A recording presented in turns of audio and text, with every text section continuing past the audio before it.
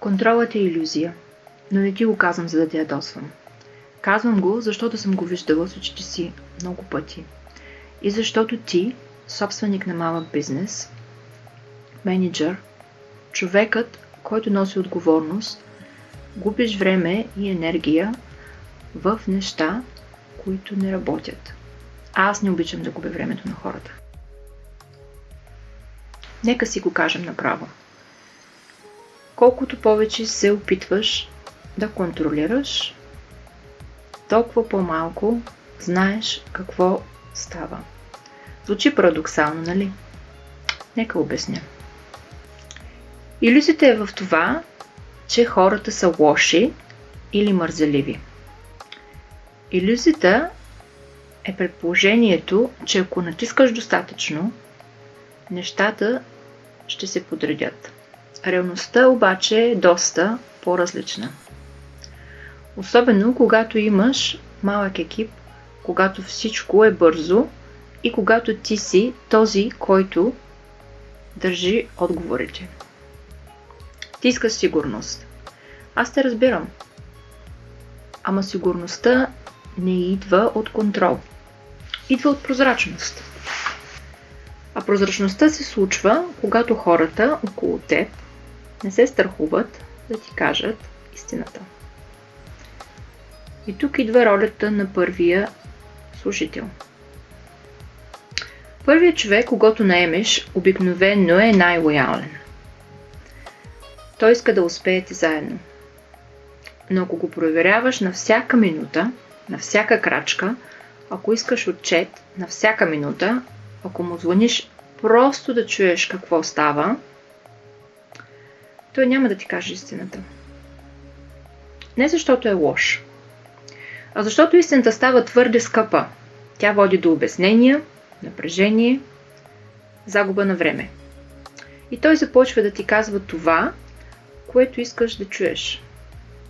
И ти си мислиш, че всичко е наред. Ама не.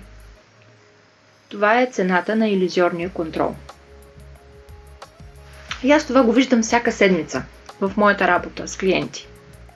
Тогава какво да правиш?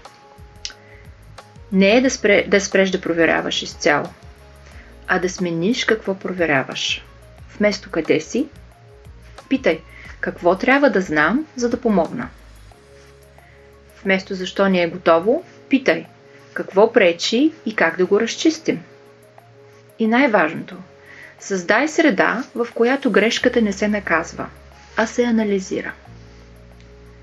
Защото грешката си е факт. Тя ще се случи. Въпросът е дали ще разбереш за нея след седмица, когато е твърде късно, или в деня, в който се е случила. Работещото решение е по-малко контрол, повече доверие, но с конкретни точки на проверка. Не теория. Веднъж на седмицата.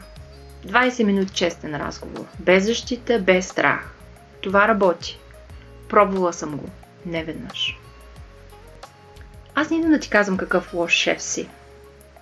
Идвам да видя заедно с теб къде точно не вървят нещата в твоя бизнес. И да ти дам 2-3 неща, които да промениш тази седмица. Не след месец. Не след 10 стъпки. Прости, прагматични неща, защото времето ти е ценно. Аз работя основно с стартъпи, малки фирми и менеджери, които са уморени от теории и искат резултати. Хора, които уважават екипа си, но искат нещата да се случват. Ако се разпознаваш, ето какво ти предлагам. Нека не губим време. Един разговор, ти казваш какво те бърка, аз ти казвам какво виждам.